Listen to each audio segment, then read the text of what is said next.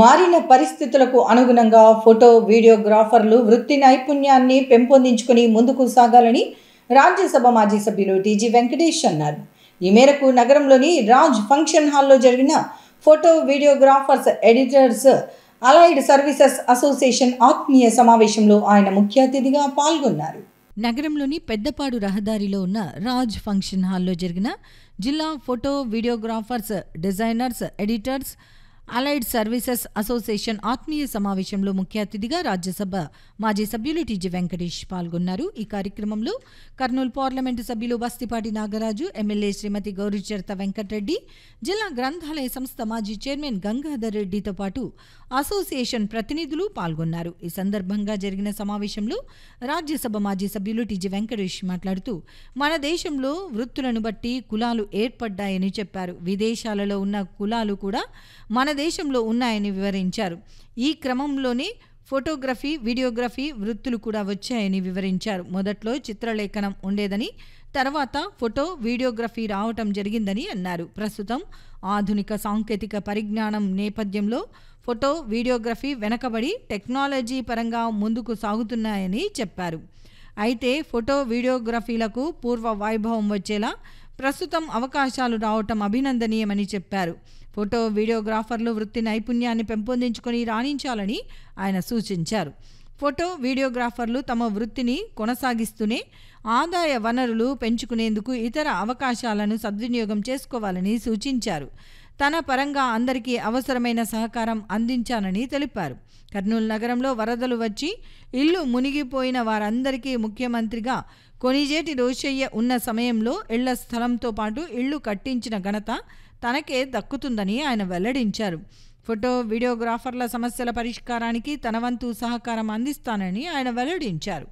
అనంతరం కర్నూలు పార్లమెంట్ సభ్యులు బస్తిపాటి నాగరాజు, ఎమ్మెల్యే శ్రీమతి గౌరిచరిత వెంకటరెడ్డి మాట్లాడుతూ సమాజంలో ఫోటో వీడియోగ్రాఫర్ల పాత్ర ఎంతో కీలకమైందని తెలిపారు.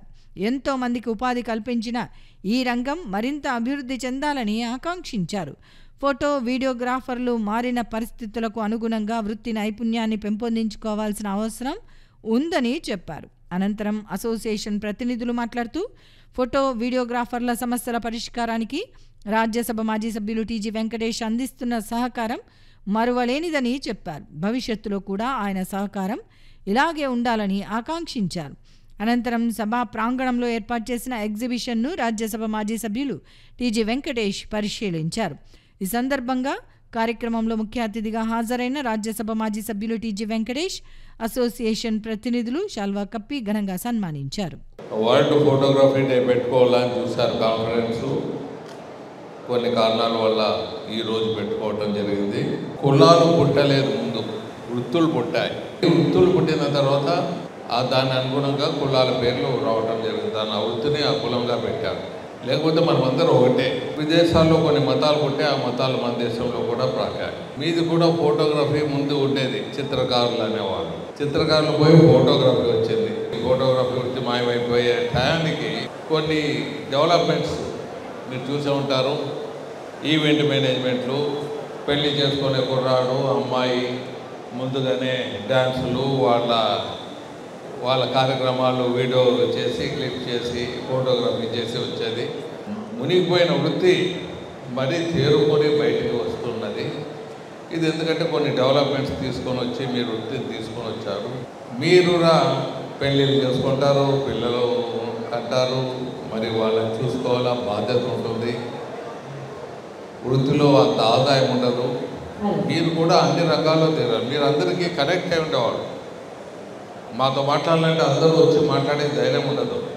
మీరు ఏ విధంగా మా ఫోటోలు తీసుకుంటారు, దగ్గర అంటారు, సార్ మీ ఫోటోగ్రాఫర్ తీసాం సార్ దానికి పట్టుకొని చాలా పడేసో ఇది పడేసో మాకు దగ్గర అయ్యేదానికి మాట్లాడేదానికి మీకుండే అవకాశాలు అందరికీ ఉండదు. మాన్సర్ స్కూల్లో మా పిల్లలు చదివేటప్పుడు నా ఫ్రెండు వీడియో కెమెరా తీసుకొని వచ్చాడు. నావే కెమెరా ఆయనకి ఇచ్చాడు. టీచర్లు, స్కూల్ టీచర్లు లేదా సార్ మా ఫోటో ఉండదు అని పక్కకి వెళ్ళిపోయారు. అంటే ఆ రోజు 40 years బ్యాక్ కెమెరాలో కనపడేదానికి టీచర్లే వెనక ముందు ఆడుతున్నారు. ఇప్పుడు మీరు ఫోటోగ్రఫీ తీసేది ఎవరినైనా పక్కన తీయకుండా ఉంటే కపాలని కొడతారు, ఎందుకు మా ఫోటో తీయలేదు. ఇలాంటి మార్పులు వచ్చాయి. విద్యను నేర్చుకునేటప్పుడు చాలా చక్కగా నేర్చుకోవాలి. మీరు ఎట్లున్నా, మీరు సరిగ్గా చొక్కా వేసుకోకుండా, క్రాప్ సరిగ్గా పెట్టుకున్నా, మీరు ఫోటో తీసుకునే వాడు మాత్రం వాడు చక్కగా ఉండాలా, వాడు బాగుండాలా, బాగలేకుండా బాగుండేటట్లు మీరు తీయాలా. ఇంత కష్టం ఉంటుంది మీకు. అలాగే మీడియా వాళ్ళు కూడా చాలా ఇప్పించాం. నాకు సాధనైనంత సహాయకాలు అందించాను. మిగతా మిత్రులు ఉన్నారు, వారి సహకారంతో మరి మీకు సాయం చేసేదానికి ఎల్లప్పుడూ ఉంటానని మీకు తెలియజేస్తున్నాను. మీకు అందరికీ తెలుసు, ఎక్కడ సమస్య ఉన్నా ప్రజలకు అలాగే ప్రభుత్వానికి వారధిగా ఉంటూ ఆ సమస్యను ఫోటోలో క్లిక్ చేసి ప్రూఫ్లతో సహా ప్రజల దృష్టికి, ప్రభుత్వ దృష్టికి తీసుకుపోవడము ఫోటోగ్రాఫర్స్ చేస్తున్న పని.